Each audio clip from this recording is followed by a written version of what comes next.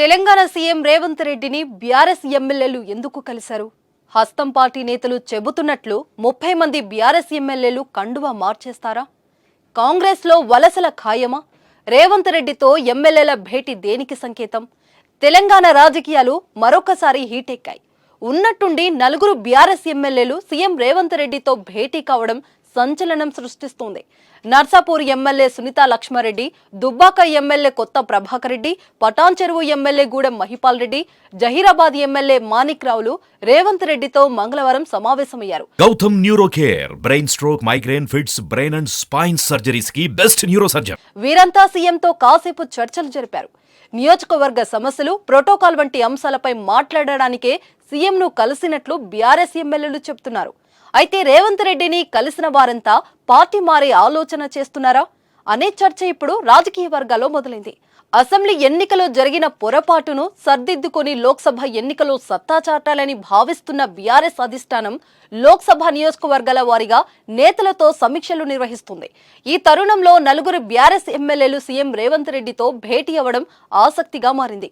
ఇప్పుడు రేవంత్ రెడ్డి ఇటీవల బీఆర్ఎస్ పై తీవ్ర విమర్శలతో విరుచుకుపడుతున్నారు. దావోస్ పర్యటనలో బీఆర్ఎస్ ను 100 మీటర్ల లోతులో పాతిపెడతామని రేవంత్ రెడ్డి సంచలన వ్యాఖ్యలు చేశారు. మరోవైపు కోమటిరెడ్డి వెంకటరెడ్డి తమకు 30 మంది ఎమ్మెల్యేలు టచ్ లో ఉన్నారని పదే చెప్తున్నాడు. 2 రోజుల కింద కూడా ఇదే మాట చెప్పారు. మరోవైపు కాంగ్రెస్ ప్రభుత్వం గత సర్కార్ హయాంలో నిర్మించిన ప్రాజెక్టులపై విచారణ జరుపుతుంది. అక్రమాలు తేలితే బీఆర్ఎస్ బడా నేతలు జైలుకే అంటూ మంత్రులు, కాంగ్రెస్ నేతలు స్పష్టం చేస్తున్నారు. ఇలాంటి పరిణామాల మధ్య 4 బీఆర్ఎస్ ఎమ్మెల్యేలు ఏకంగా సీఎంను కలవడం ఉత్కంఠ రేపుతుంది. సీఎంను కలిసిన వారిలో ఒకరైన సునీతా లక్ష్మారెడ్డి గతంలో కాంగ్రెస్ నుంచి బీఆర్ఎస్ లో చేరారు. కొత్త ప్రభాకర్ రెడ్డి, మహిపాల్ రెడ్డి, మాణిక్ రావులు మాత్రం బీఆర్ఎస్ లోనే ఉన్నారు. అసెంబ్లీ ఎన్నికలో కాంగ్రెస్ పార్టీ 64 సీట్లు గెలిచింది. అంటే సాధారణ మెజారిటీకి 4 సీట్లు ఎక్కువ. దీంతో విపక్షాలు త్వరలో కాంగ్రెస్ ప్రభుత్వం కూలబోతుందని వ్యాఖ్యలు చేస్తున్నారు. ఈ క్రమంలో కాంగ్రెస్ లోకి వలసలను ఆహ్వానించాలని ఆలోచన చేస్తున్నట్లు సమాచారం.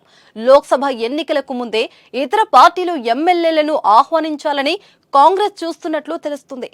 ఇదే జరిగితే కారు దిగి హస్తం గూటికి పోయే నేతలెవరో చూడాలి మరి.